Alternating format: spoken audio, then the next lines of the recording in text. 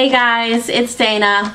So today I'm going to be interviewing an illustrator for a picture book called Midnight at Barntown, written by Culley. The book blurb for Midnight at Barntown reads, "Is Barntown in danger? Will the bunnies be found in time? Mysterious events are happening, and Barntown is in an uproar. Stripe will need to be on his toes, and will need all the help he can get to figure things out. One thing is certain, Stripe and the residents of Barntown are in for some exciting times." So since I started this YouTube channel recently, not a lot of people know anything about me. I have tried to paint. I'm not very good at it. I like to paint. So I think it's really interesting that I get to talk to somebody who's actually illustrated for a picture book. So let's get right to it. Anna, what inspired you to do the artwork for this book? Well, Dana, I would have to say that what inspired me to do the artwork for this book is truly the story. I went and got the books, and once I read them, I was just, it all started with just pieces that Culley would put on social media, and I was like, oh, these are really good stories. I like them a lot. So it inspired me to, before we had ever really talked or anything, I decided, I'm going to paint a couple paintings because they go, I can do this, No offers yet to be the illustrator. Wasn't even in my mind to even come across that. But the art took over.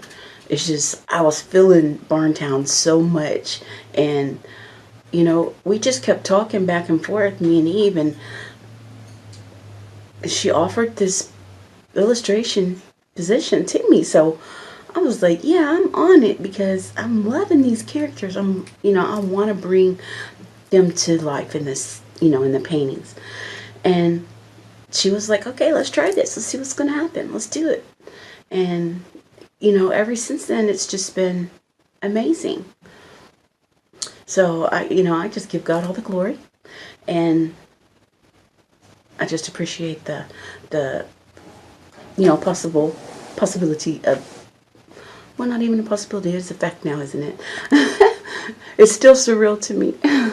But yes, Barntown and Stripe and Jasper and Hurry and geez, it goes on and on. Winston, they're all amazing. Savannah, oh gosh. Yes. It's a lovely, lovely, lovely stories. Lovely. And she has plenty in her head. They just pour out. So I think I'm going to be painting for a long time. It's great. And I hope y'all love every part of it. I really do. If you could bring one of the characters in the book to life, who would it be and why? Well, let me think. What character would I bring to life if I could? I'm going to have to say most definitely Stripe. Deputy Stripe. Because, he really has this whole place under control. In my mind's eye, I see him just, you know how cats are anyway. They just kind of slow going. They don't get stressed out too easily. You can't hurry him up. So I see him out there just looking and checking out everything. We got the hens, the chickens, roosters that, they're so chatty, just so chatty. And he has to keep their anxiousness down. Always keeping, the sheriff and Honey well informed on what's going on. He's just cool. He just lays up on the haystacks, and the fact that his eye got hurt and he has to wear a patch doesn't bother him. He's a tough old guy. He just gets out there and does his thing, and he's good at it. He can get everybody, you know, riled up and ready to go on a mission at any given minute. Everybody's on board. Everybody trusts Sheriff Stripe, or Deputy Stripe, and the sheriff. He's, you know, they're a great team. And Honey's always in the background making sure they got everything they need, you know. Sheriff always needs his coffee. So, definitely Stripe. Definitely Stripe. He's a character for real. I love him. Yeah. So what are your hobbies aside from painting? Well, you know, art has just always been my thing. I'd have to say hobbies outside of it, it doesn't go very far. Because I like to work with so many mediums when it comes to art. I love woodworking. I've done a lot of different things with the woodworking. I want to try my hand at metal. Also, let's see, I'm doing some sculpting on the side too. You know, my first time, but I enjoy messing with the clay. I like that. I can touch it, and yeah, so that's a lot of, you know, all different types of art. And I absolutely love fishing, for real. And I love being in nature. I'm not a crazy woman that likes to get, I call it crazy, but I could never go like hiking up a mountain, or, you know, bungee jumping off of a bridge somewhere high in the woods. No, thank you. I'm good.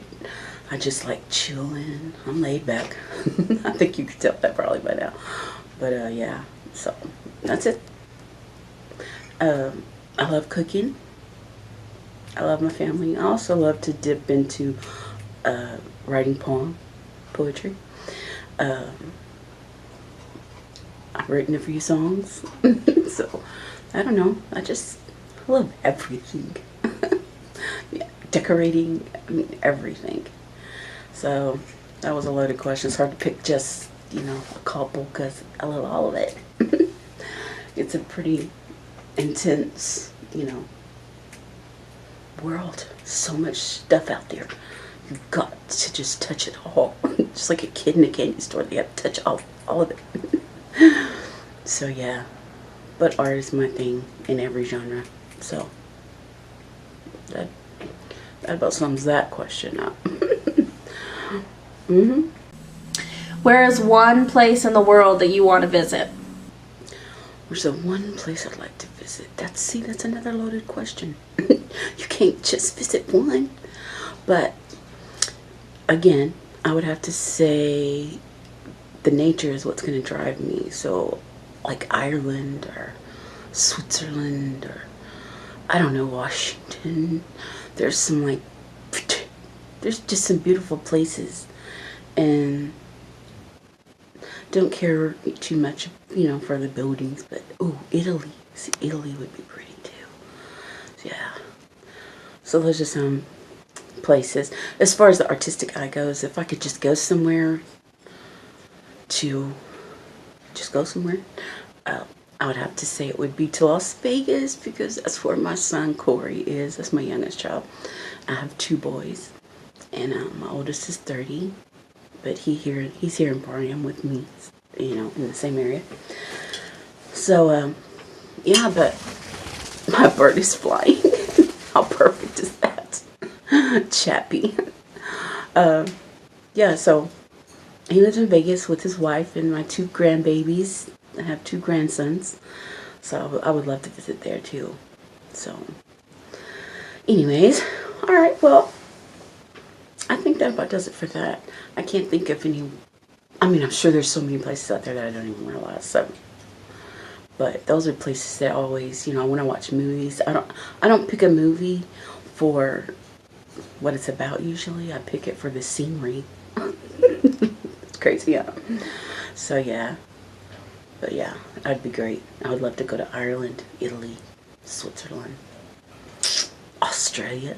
Yeah, can't forget Australia. That's a pretty place too. Africa, I would want to go there too.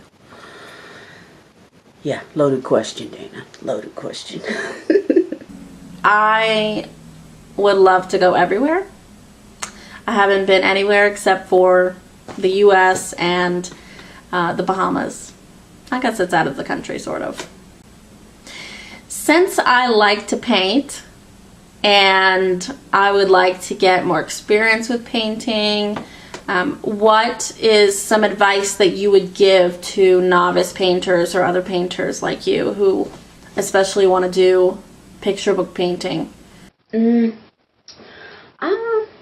gonna have to say, if I had any advice to give to other painters, I would say just never quit.